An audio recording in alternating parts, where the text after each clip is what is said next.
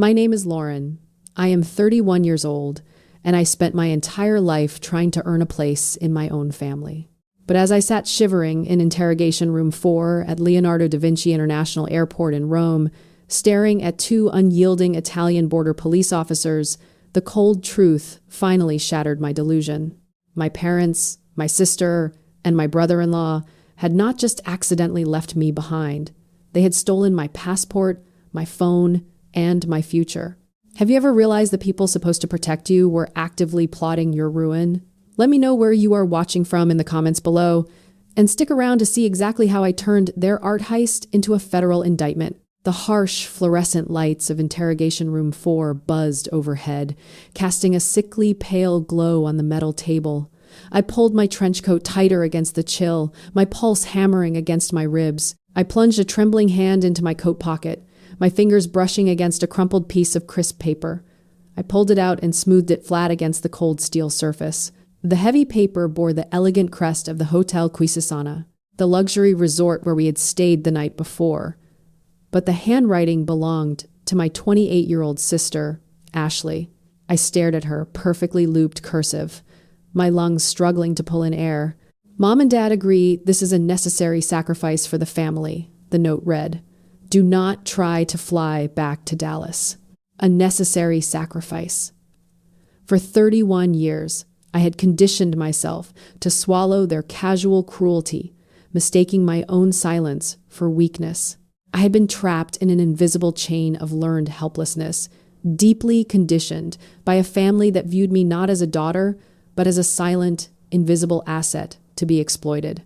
Whenever they needed an uncompensated favor, a quiet scapegoat, or someone to manage the grueling details of their lavish lives, I obeyed. My submission was never about a lack of spine.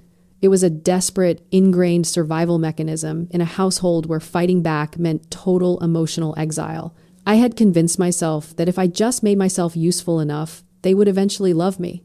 Instead, they orchestrated a masterpiece of betrayal. The nightmare had begun just 2 hours earlier in the exclusive VIP lounge.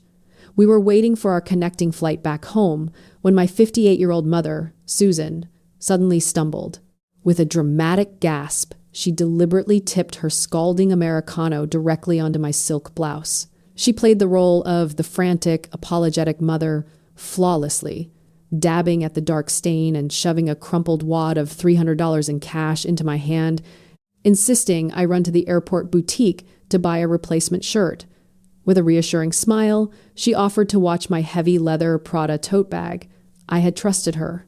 I had rushed to the sinks, scrubbing at the ruined fabric, entirely blind to the trap snapping shut behind me. When I emerged 10 minutes later, the seating area was completely empty.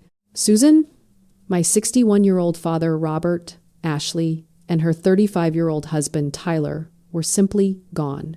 I had sprinted toward the departure gate just in time to see the doors sealed. They had already boarded the transatlantic flight to Dallas, Fort Worth, taking my lifeline with them. The horrific reality of what they had taken settled over me like a suffocating blanket. That Prada tote did not just hold my United States passport and my smartphone. Tucked deep inside a hidden, zippered compartment was a biometric titanium key. It was the master access token to the private Vanderbeek Art Heritage Vault, a massive collection of priceless antiquities that I managed as the sole professional appraiser. Without that key, the vault was supposed to be impenetrable. But with it, and with me conveniently erased from the continent, they held the keys to the kingdom. A sharp tap against a clipboard snapped me back to the terrifying present. The taller Italian border officer aggressively tapped a thick stack of deportation holding forms. He rattled off a stream of harsh, heavily accented words, completely ignoring the silent tears tracking down my cheeks. He did not see a highly educated art appraiser who had just survived an international family heist. To him, I was nothing more than an undocumented vagrant with a wild, hysterical story. Someone to be processed, locked away, and thrown out. The heavy metal door of the stifling interrogation room swung open with a violent clang that shattered the tense silence. Into the cramped, sterile space, stepped a man radiating an undeniable aura of immense wealth and unyielding authority. It was Jonathan, a 45-year-old elite billionaire art collector I recognized instantly from the inner circles of the global antiquities market. He was flanked by a sharp-looking Italian corporate lawyer clutching a thick leather briefcase. The two hostile border police officers immediately stood up, their aggressive demeanor faltering under the sudden influx of institutional power. Jonathan completely bypassed the stunned authorities, walking straight to the metal chair where I sat shivering.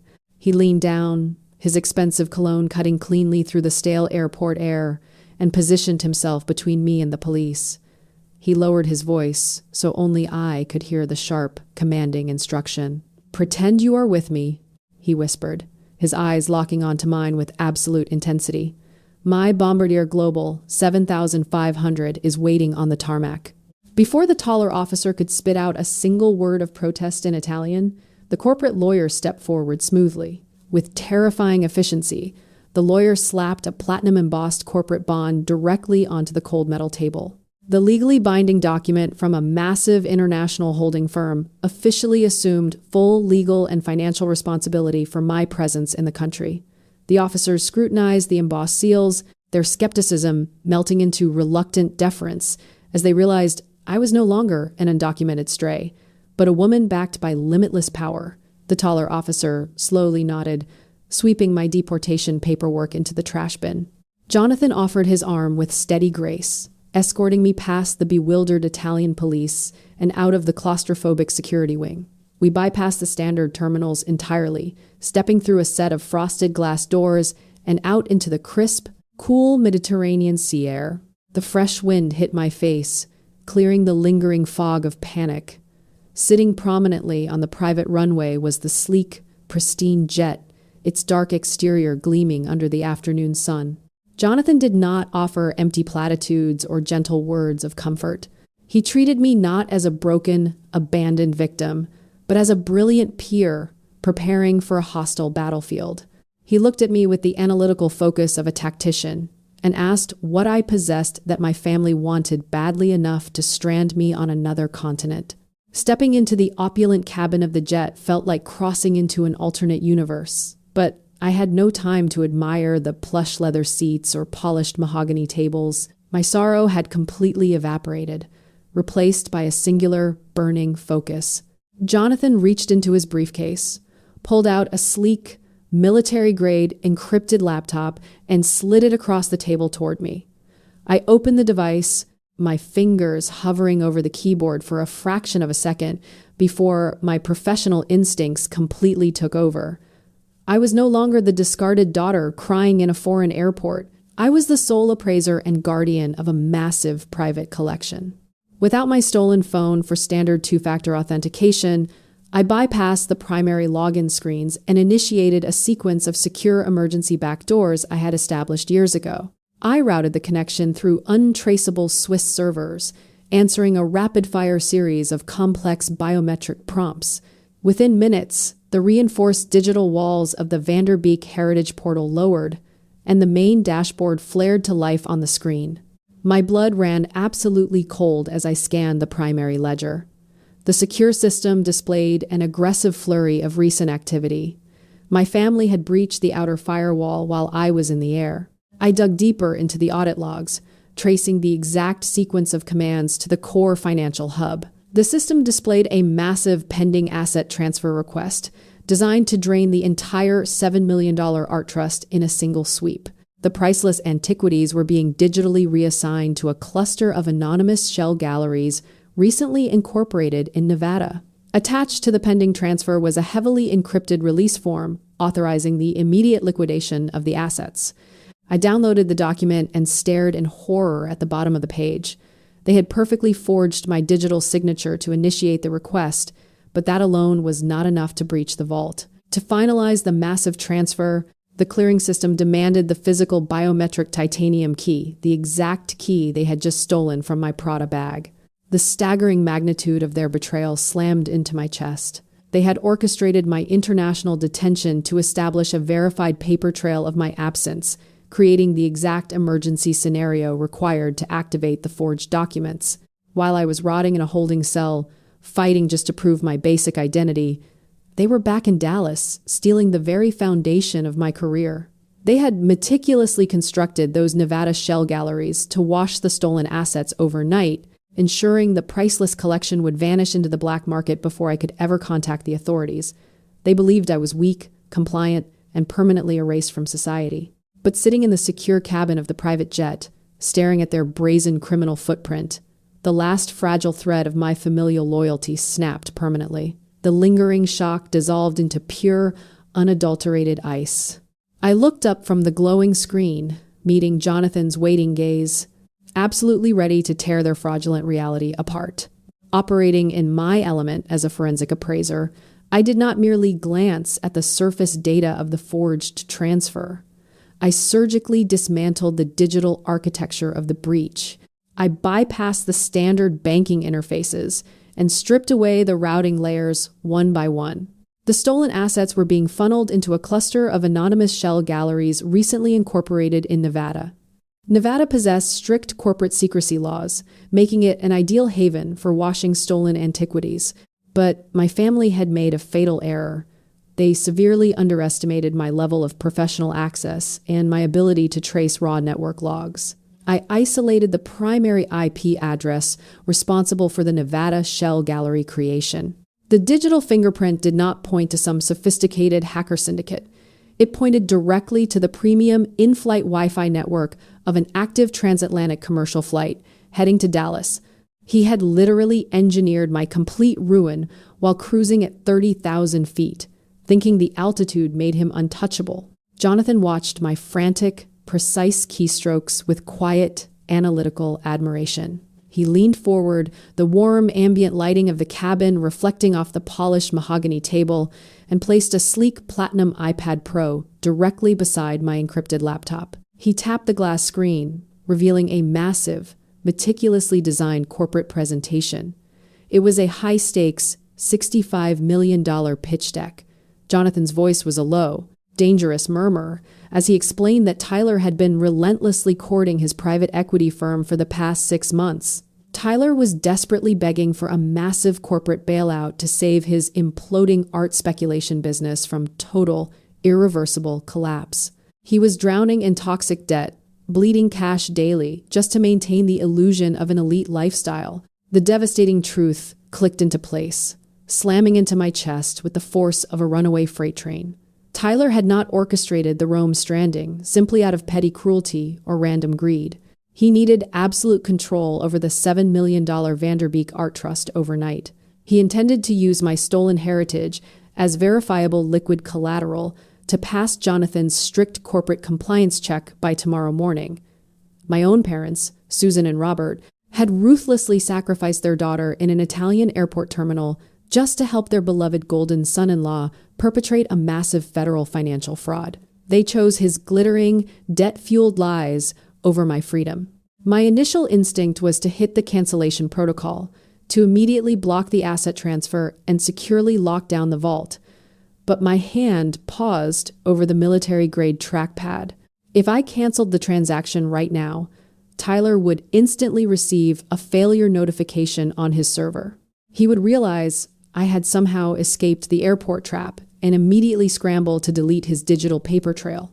Simply stopping the theft was not enough anymore. I needed him to fully execute his criminal plan and incriminate himself beyond any shadow of a reasonable doubt. Instead of blocking the transfer, I opened an untraceable, highly encrypted email channel that masked my location, showing only a generic European routing node.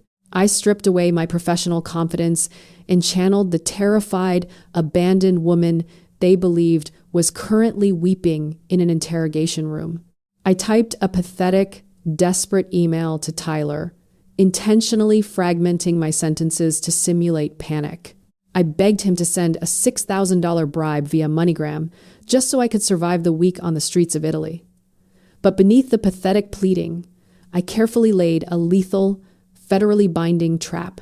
I explicitly stated that I was signing the digital asset release solely because he was holding my passport hostage in Texas and refusing to let me travel. It was the airtight legal definition of extortion under duress. I clicked send, routing the encrypted data packet straight down into Tyler's inbox. We did not have to wait long. Tyler was so blinded by his own toxic arrogance and his desperate need to secure Jonathan's bailout that he replied within 4 minutes. He sprinted directly over the cliff without consulting a lawyer. His response was brief and dripping with absolute malice. He confirmed that the $6,000 goes to MoneyGram once the signature clears, validating the extortion exchange perfectly. He ended the message by stating he was glad I finally learned my place. I stared at the bright monitor, my heartbeat maintaining a steady, cold rhythm. The hook was set deep in his jaw. I looked up at Jonathan as the trap snapped completely shut. I had just secured a digitally signed, federally admissible confession of international extortion and wire fraud. Tyler thought he was a criminal mastermind, but he had just handed a forensic appraiser the exact evidence required to obliterate his entire existence. I securely contacted my senior wealth manager based in New York. As the primary administrative trustee of the collection, I had established a multi-tiered security protocol for exactly this kind of catastrophic breach. I did not need to hack the bank. I simply exercised my legal authority. Using my emergency administrative access, I triggered a silent fraud lock protocol directly through the institutional clearinghouse. If I simply blocked the transaction outright, Tyler would receive a failure notification, and he would scramble to destroy his digital paper trail. Instead, this specialized protocol is designed specifically to trap financial predators. To Tyler, watching his screen at 30,000 feet, the $7 million asset transfer would appear completely successful because the bank automatically dispatched a standard green pending receipt to his server, making him believe the priceless antiquities were safely secured in his anonymous shell galleries in Nevada. He would see that legitimate-looking confirmation receipt and feel entirely untouchable. In reality, the assets never actually touched his accounts. The real funds plummeted safely into an impenetrable federal escrow vault. It would hang there in a state of suspended animation, frozen by a high-level security lock that only federal authorities and I could release. Tyler was now holding a worthless digital receipt, completely blind to the fact that he had just locked himself inside a federal financial trap. With the art trust permanently secured, Jonathan's corporate intelligence team, already tracking Tyler's movements as part of their urgent due diligence for the bailout, flagged a massive $3,500 online pre-authorization charge. Tyler had just used the airplane's Wi-Fi to book the central VIP table at the Monarch, Dallas's most exclusive Michelin-starred steakhouse. It was exactly the kind of pretentious, high-visibility venue he strongly preferred when he wanted to aggressively flaunt his fabricated wealth. He was carelessly charging thousands of dollars in premium vintage champagne and imported caviar to a credit card that was already buckling under his massive debt, absolutely certain my stolen heritage would easily cover the balance by morning. The sheer blinding arrogance of choosing a crowded, highly public venue to celebrate a massive federal felony was astounding. I turned away from the monitoring portal and revealed the ultimate twist to Jonathan. Tyler had foolishly planned to use specific Renaissance masterworks from the collection as his liquid collateral to pass Jonathan's corporate compliance check. But Tyler fundamentally misunderstood the art world he was trying to exploit. As the sole appraiser of the Vanderbeek Heritage Vault, I knew every brushstroke and canvas weave by heart.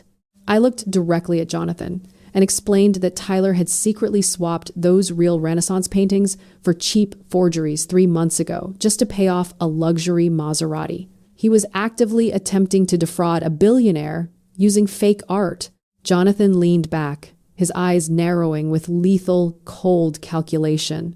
He reached into his tailored jacket pocket and pulled out his highly secured mobile device. The trap was perfectly set on the financial side, but now we urgently needed physical enforcement. He immediately contacted the regional director of the SEC, quickly outlining the massive wire fraud attempt aimed at his private equity firm. Next, he dialed a strictly private number for his top executive contact at the FBI Art Crime Division. He forwarded my documented extortion email along with the definitive proof of the forged art. Jonathan formally authorized federal agents to intercept the criminals based on his corporate standing and my rock-solid forensic data. The slight shift in cabin pressure signaled our initial descent into Dallas airspace. I glanced down at my rumpled, travel-worn clothing. The dark stain my mother had deliberately splashed across my silk blouse served as a pathetic reminder of the weak, compliant daughter they expected to easily crush. I could not possibly walk into this highly anticipated confrontation looking like a defeated, exhausted traveler. The jet was fully equipped with a curated executive wardrobe. I stepped into the spacious lavatory and changed out of the coffee-stained silk blouse, stepping into a razor-sharp, perfectly tailored black Armani suit. The heavy Italian fabric acted as psychological armor, pulling my shoulders back and forcing my posture into total command. I stood before the brightly lit vanity mirror and reached for a bold, unapologetic shade of dark red lipstick. I applied it with steady, deliberate precision. The vibrant color felt like war paint. The quiet, boring sister who desperately sought her family's approval was completely gone. I stepped back out into the cabin as the wheels touched down, absolutely ready to annihilate the people who thought I was disposable. At exactly 8:15 in the evening, I kicked open the heavy oak doors of the Monarch. The sudden influx of cold night air caught the immediate attention of the elite diners, but I did not break my stride. Flanked by Jonathan and two imposing agents from the Federal Bureau of Investigation Art Crime Division, I marched straight through the opulent dining room. I kept my head held high, my dark red lipstick framing a perfectly neutral, chilling expression. We navigated the narrow pathways between the velvet booths, our eyes locked squarely on the center of the room. There, occupying table 12, sat my family. They were a portrait of arrogant triumph.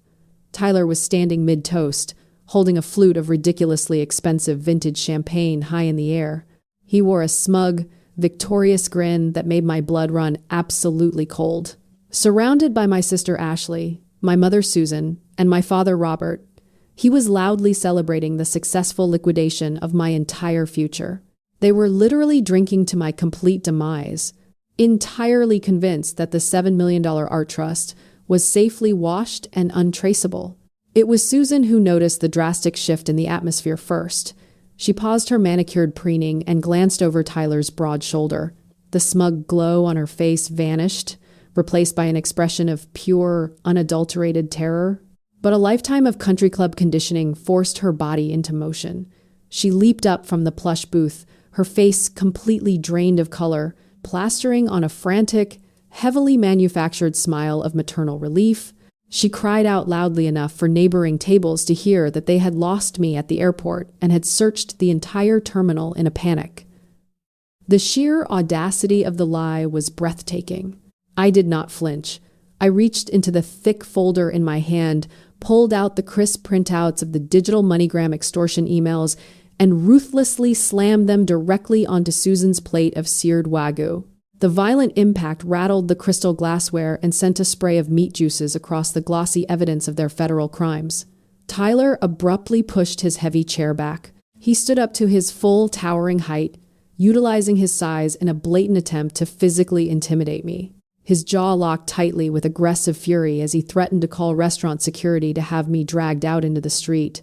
Before he could form another hostile syllable, Jonathan stepped out from the shadows of our formation and into the bright, illuminated center of the confrontation. The transition was absolute and catastrophic. The aggressive bravado holding Tyler upright shattered instantly. He recognized the billionaire investor immediately. Tyler stumbled backward, his knees hitting the edge of the dining chair, and collapsed into his tufted leather seat in pale, sweating terror. Jonathan did not offer a polite greeting. He publicly and loudly dismantled Tyler's entire fraudulent career, his voice ringing with cold surgical precision across the dead, silent restaurant. He announced to the captivated room that the $65 million bailout was permanently dead. He explicitly exposed the fact that Tyler had attempted to use federal-level art forgeries as his corporate collateral, deliberately trying to defraud an investment firm with fake Renaissance canvases. The illusion of their wealth and status completely collapsed. The two imposing agents finally stepped forward, their silver badges glinting under the chandeliers. They slapped heavy steel handcuffs onto Tyler and Robert, reciting their rights with cold, practiced efficiency. They were formally charged with international wire fraud, felony extortion, and grand art theft. The heavy, humiliating reality of federal custody invaded their exclusive world. The agents hauled the two men out of the restaurant, their expensive leather shoes dragging across the floor, while Ashley collapsed, sobbing loudly on the cold marble tiles. I stood perfectly upright, smoothing the front of my designer jacket. I reached into my pocket, retrieved the crumpled $300 in cash Susan had shoved at me right before abandoning me in Italy, and tossed the bills onto the champagne-soaked tablecloth to help with the bill. I turned my back on the pathetic wreckage of my former family and walked briskly toward the exit.